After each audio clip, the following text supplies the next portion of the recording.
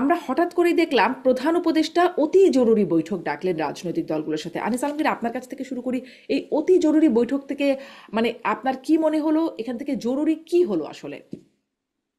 জরুরি উনি ঘোষণা দিলেন যে উনি তো বাইরে ছিলেন, এসে একদল একরকম কথা বলছে জুলাই সনদের নিয়ে, বিশেষ করে ইলেকশন আগে না পরে, ইলেকশনের মধ্যে মানে গণভোট ইলেকশনের দিন হবে না আগে হবে, এটা নিয়ে খুব মানে ইয়ে ছিল। তারপরে এনসিপি আবার কি সব কতগুলো সত্য দিচ্ছিল। বিএনপি তো আগে থেকেই আছে, নোটও রিসেন্ট আছে তাদের অনেকগুলোতে। তো সবগুলো মিলাই উনি আজকে একটু ওয়ার্ম আপ করলেন আর কি, যে আমরা যে এই স্বাক্ষর করতে যাচ্ছি সেটা যাতে ঠিক মতো হয়। এবং উনি ওই ক্ষমতাটা ওনার কাছেই রাখলেন, যে গণভোট কি নভেম্বরে দেবেন না ইলেকশনের দিন দেবেন সেটা রাখলেন। আর বাকিগুলোর ব্যাপারে ঐকমত্য হলো এবং সবাই একযোগে অলমোস্ট একমত হলেন যে শুক্রবারে স্বাক্ষর করবেন। তারপরে এর মধ্যে আবার কি ঘটে যায় কে জানে। একমত কি হলেন আনিস আলমগীর? কারণ মানে স্বাক্ষর করবেন কিনা দেখছিলাম বাম দলগুলো তাদের মানে একরকম অস্বস্তির কথা বলছে এটা নিয়ে।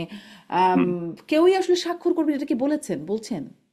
উনি আশা করেন আর কি, সেটাই বলতেছে, আচ্ছা। বেশিরভাগই স্বাক্ষর করবে বলেছে।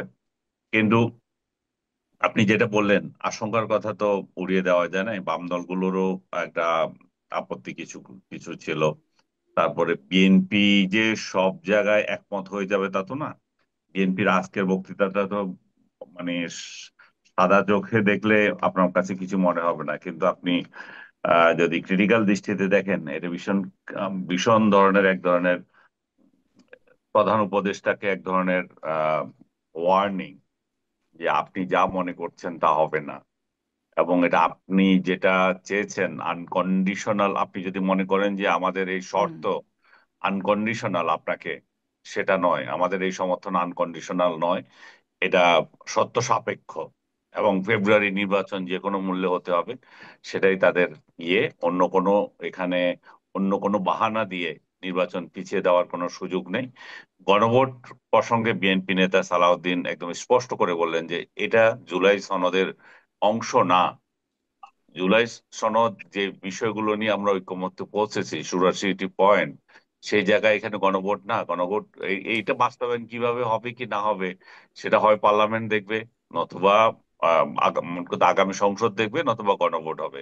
তো আমরা একমত হয়েছি গণভোট হবে, কিন্তু সেটাকে আবার এটার সাথে সত্য জড়িয়ে দেওয়া, গণভোট যদি ফেব্রুয়ারিতে সরি নভেম্বরে না হয় তাহলে আমরা স্বাক্ষর করব না। এই যে এবং এই জুলাই সনদকে একেবারে এটা কি বলে সংবিধানের ঊর্ধ্বে রাখতে হবে, এই যে কতগুলো কথা এই কত কয়দিন ধরে আসছিল, সেই ব্যাপারে উনি স্পষ্ট এবং সতর্ক মন্তব্য করেছেন যে আমরা পতিত সরকার এটার সুযোগ নিতে পারে। সেই সুযোগ নিতে পারে বলে আমরা অনেক কিছুতে সংযম করছি। এটা ডজন্ট মিন দ্যাট আমরা সবকিছু এভাবে মেনে নেব। এটা ওনার ওনার টোনটা ছিল সেটাই। হুম। এবং জি। আরেকটা বিষয় হচ্ছে ইলেকশন, উনি মনে করেন যে এটা ইলেকশন পেছানোর এক ধরনের তাল বাহানা। এই যে ফেব্রুয়ারিতে যে ইলেকশন, সেটাকে পেছানোর জন্য এক একটা চক্রান্ত, এই চক্রান্তেরই একটা অংশ এটা হতে পারে। তো শেষ দিকে দেখা গেল প্রধান উপদেষ্টা যে বক্তৃতা দিয়েছেন সেটা তো একেবারে ইয়ের মতো, মানে মধুর সমাপ্তির মতো। এবং আলী রিয়াজ সাহেব যে কমিটির ঐকমত্য কমিটির ভাইস প্রেসিডেন্ট যিনি, এবং সভাপতি তো অবশ্যই প্রধান উপদেষ্টা। তো প্রধান উপদেষ্টা যে ইয়েটা দিলেন যে ফেব্রুয়ারিতে ইলেকশন এবং 15 তারিখে বিকালে আমরা ওনারা সনদ স্বাক্ষর করবেন, আলী রিয়াজ সাহেবও সেটাই কনভে করলেন।